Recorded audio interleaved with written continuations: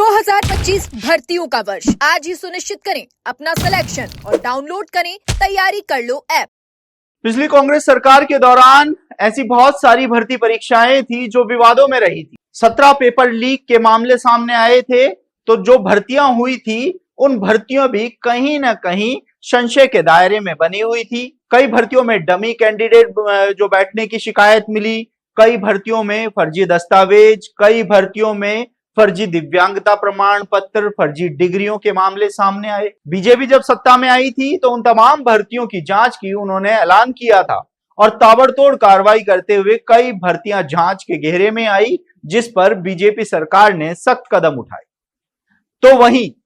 BJP सरकार की ओर से दिव्यांग प्रमाण पत्रों यानी कि दिव्यांगता के आधार पर नौकरी लगे हुए सरकारी कर्मचारियों को लेकर भी एक बड़ा फैसला लिया गया, जिसके तहत सरकार की ओर से 1 सितंबर और 10 सितंबर को आदेश जारी किए गए कि जितने भी दिव्यांग प्रमाण पत्रों के साथ अभ्यर्थी नौकरी लगे हैं उनकी दिव्यांगता की दोबारा जांच होगी और यदि उनकी दिव्यांगता कम पाई जाती है तो उनके खिलाफ कार्रवाई की जाएगी। जिसके बाद मानो इन दिव्यांग अभ्यर्थी जो सरकारी नौकरी कर रहे हैं उनके बीच में हड़कंप मच गया।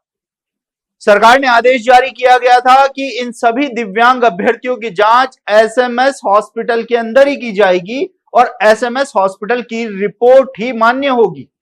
जिसके बाद इन अभ्यर्थियों ने लगभग 1 दर्जन जो अभ्यर्थी थे उन्होंने कोर्ट का रुख किया और कोर्ट के सामने गुहार लगाई कि सालों से नौकरी करने के बाद दिव्यांगता की जांच करके उनके ऊपर कार्रवाई की जा रही है, जिस पर अब हाईकोर्ट ने सख्ती दिखाई है। जी हां, हाईकोर्ट में जस्टिस अशोक कुमार जैन की अदालत ने लगभग 1 दर्जन याचिकाओं पर सुनवाई करते हुए सरकार की कार्रवाई पर रोक लगाने के आदेश दिए हैं। इसके साथ ही हाईकोर्ट ने सरकार से जवाब तलब भी किया है कि सालों से नौकरी करने के बाद दोबारा दिव्यांगता की जांच क्यों की जा रही है।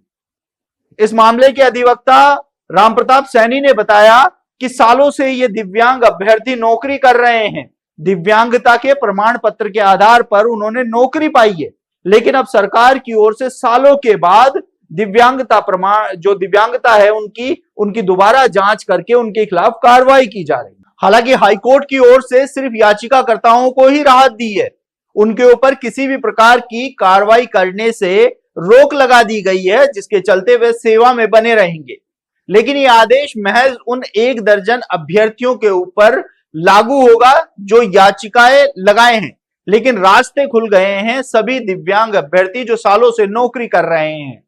क्योंकि कई सालों से नौकरी करने के बाद सरकार की ओर से ऐसा फैसला लेने के बाद उनके सामने कहीं ना कहीं संकट खड़ा हो गया है। क्योंकि अधिवक्ता रामप्रताप सैनी का यह कहना है कि दिव्यांगता की जांच में ऊपर नीचे होते ही उनके खिलाफ कार्रवाई की जा रही है, जो बिल्कुल भी न्यायोचित नहीं है और इसको लेकर कोर्ट में गुहार लगाई गई। अब ऐसे में अब देखना होगा कि आने वाले समय में जो तमाम भर्तियां हैं, तमाम भर्तियों के दिव्यांग जितने भी अभ्यर्थी हैं उनकी जांच को लेकर सरकार ने अपना मन बनाया है, आदेश भी जारी किए हैं कि तमाम अभ्यर्थियों की दिव्यांगता की जांच की जाए। ऐसे में अब हाईकोर्ट से ये जो राहत का दरवाजा खुला है, ये कितने अभ्यर्थियों को और राहत देता है ये वक्त बताएगा। आप देखते रहिए एजुकेशन नगरी, मैं हूं ललित वर्मा।